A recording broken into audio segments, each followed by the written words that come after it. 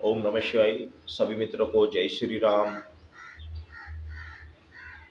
कुछ जगह ऐसी होती हैं, कुछ गांव या नगर ऐसे होते हैं जहां पर माई मदानन का स्थान नहीं होता। ऐसी बहुत सारी जगह हैं, बहुत सारे गांव ऐसे हैं जहां पर किसी ने माई मदानन का स्थान नहीं बनाया, वहां यानी उनका मंदिर, उनका थान जो होता है वो नहीं बनाया हुआ। हमारे यहाँ भी काफ़ी समय से नहीं था। हमने कुछ वर्षों पहले ही यहाँ पर माता का स्थान ये बनाया है। जब शक्ति आने लगी और हम लोगों को प्रसाद बताने लगे तो हमें ये समस्या होनी शुरू हो गई कि भाई लोगों को सामान तो बता रहे हैं परंतु उसको चढ़ाएं कहाँ। तो हमने ये स्थान बनाया माता का और यहाँ पर ही हम लोगों की समस्या देखते हैं और लोगों को जो कार्य बताते हैं करने के लिए वो सब कार्य यहीं पर किए जाते हैं। तो कहने का तात्पर्य है कि हमारे यहाँ भी पहले बड़ी माई का स्थान नहीं था, माई मदन्नन का स्थान नहीं था। तो हम अपने इस, हालांकि ये तो शहर है, सिटी है, यहाँ से थोड़ा आगे जाके एक माता का स्थान था, 2-2.5 किलोमीटर आगे। हमारे यहाँ से सभी व्यक्ति वहाँ जाया करते थे क्योंकि हमारे यहाँ भले ही ये सिटी है परंतु मैं आपको बता दूं कि यहाँ पर प्रत्येक घर 100% प्रत्येक घर में बड़ी माई पूजी जाती है। कुछ व्यक्ति ऐसे थे जो नहीं पूजते थे, कुछ समय बाद जब उनको पता लगा कि भाई हमारे घर में ये अमुक त्रुटि है तो उन्होंने भी बड़ी माई को पूजना प्रारंभ कर दिया और उनकी समस्या का निदान हुआ। परंतु यहाँ जो विषय है वो विषय है कि अगर हमारे पास बड़ी माई का स्थान ना हो, बड़ी माई का मंदिर ना हो तो हम क्या करें? बड़ी माई को कहाँ पर पूजे?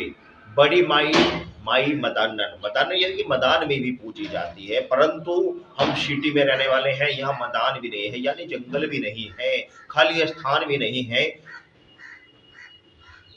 तो फिर आप क्या करोगे? आप सिटी से रहने वाले हो, आपके पास मैदान भी नहीं है और आपके पास नज़दीक स्थान भी नहीं है, तो आप उस स्थिति में क्या करोगे? या आप गांव में ही हैं, आपके पास स्थान भी है, माता का मंदिर भी है, तो भी आप मंदिर में जाकर पूजना नहीं चाहते, तो क्या करें? माई मदन्नन को, बड़ी माई को प्रसाद देना चाहते हैं परंतु मंदिर में उसके स्थान पर जाकर वहां कुछ समय बैठकर आप प्रसाद नहीं चढ़ाना चाहते, अपने घर से ही चढ़ाना चाहते हैं, तो क्या करें? और या आपके पास स्थान ही नहीं है तो आप क्या करें? तो मैं ये सारे उनके जो उपाय हैं, जो तरीके हैं, मैं आपको बता रहा हूँ, आप ध्यानपूर्वक सुनना। सर्वप्रथम तो मैं आपको बता दूं कि जब किसी व्यक्ति या किसी बीवी की वीडियो पर किसी भी वीडियो से आप ज्ञान लोगे तो उसकी वीडियो को लाइक अवश्य कीजिए और अगर आपको वीडियो अच्छी लगती है तो उसको, उस चैनल को सब्सक्राइब अवश्य कर लेना चाहिए। उसके पीछे एक रीजन है जो मैं आपको बताना चाहता हूँ, उसके पीछे एक कारण होता है। जब आप किसी के पास जाते हो, किसी से ज्ञान लेते हो तो उसे कुछ दक्षिणा देते हो। जब किसी के पास जाते हो, किसी से कोई समस्या का समाधान लेते हो तो वहां कुछ चढ़ाते हो।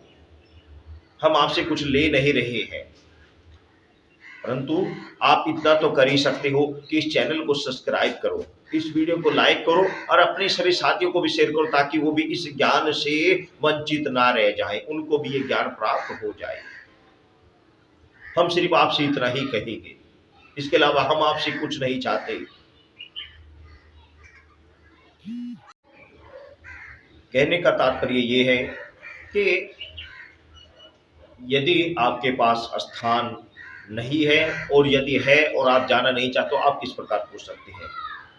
देखिए, आप अपने घर में ही, यदि कच्ची जगह है या जैसे यहाँ पर ये पत्थर बिछा हुआ, मार्बल लगा हुआ है, टाइलें लगी हुई हैं, यदि ऐसी जगह है तो कोई बात नहीं, आप उसको अच्छी तरह पोछा लगाकर साफ कीजिए। अपने घर पर कोई एक स्थान, साफ स्थान देखकर आप वहां पर पोछा लगाकर साफ कीजिए और वहां पर आप माता का दीपक जलाइए और माता का दीपक जलाकर वहां पर धूप उठाइए। धूप कैसे उठाते हैं? अंगारी के ऊपर, गोसे के ऊपर की जो राख होती है, ऊपर की जो अग्नि होती है, उसको रखकर उस पर धूप उठाई जाती है। अब धूप किस चीज से उठाई जाती है? आप चाहे सरसों के तेल का दीपक जला सकते हैं, सरसों के तेल से ही धूप उठा सकते हैं, और या तिल के तेल से दीपक जला सकते हैं, तिल के तेल से ही धूप उठा सकते हैं। अब आप कहेंगे कि भाई हम सिटी में उपले गोसे कहाँ से लाएं, तो उसका भी मैं उपाय आपको बता दे रहा हूं। ये वो उपाय है जो आपको अनेकों वीडियो देखने पर भी आपको प्राप्त नहीं होंगे। ये हमारे हमारे खुद के प्रैक्टिकल हैं जो हम कर रहे हैं, लोग उसे करवा रहे हैं। जो लोग हमारे पास आते हैं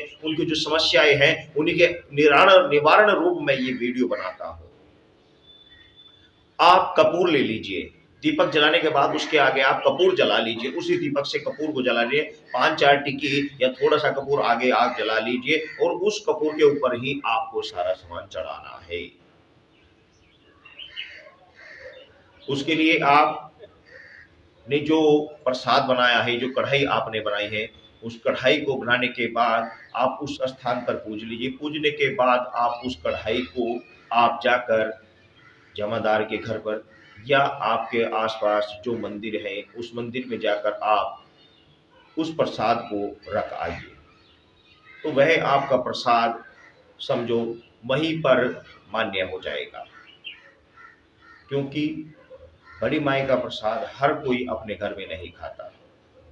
प्रसाद तो बहुत व्यक्ति चढ़ाते हैं परंतु अपने घर में हर कोई नहीं खाता। उसका उपाय ये है कि आप प्रसाद को बनाकर माता को पूज कर, माता को भोग लगाकर उस प्रसाद को, या तो आप कहीं अगर आपके पास जंगल है तो उस जंगल में रख आइए, और यदि जंगल नहीं है तो आप उस प्रसाद को माता का स्थान, चाहे वो आपसे थोड़ा दूर ही क्यों ना हो, उस स्थान पर आप रख आइए। तो ये आपका पूर्णतः प्रसाद लगेगा।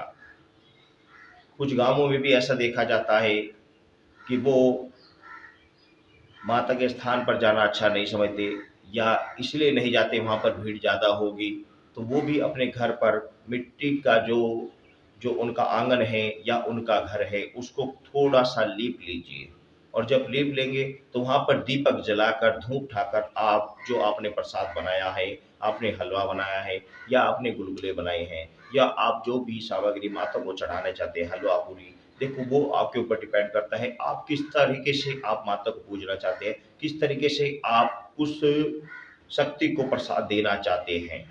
जो देना चाहते हैं कंटिन्यू प्रति 6 महीने में आपको वही प्रसाद देना चाहिए। यदि आप बार बार प्रसाद बदलते रहोगे तो आप समस्याओं में घिरे रहोगे। तो ये तरीका है, इस तरीके से आप लाभ उठा सकते हैं कि आपके पास यदि कोई स्थान नहीं है, और यदि स्थान है आपसे दूर है, तो आप किस प्रकार माता को प्रसाद दे सकते हैं। तो ये तरीके होते हैं जिन तरीके से आप के पास स्थान ना होने के बावजूद भी आप माता को पूज सकते हैं।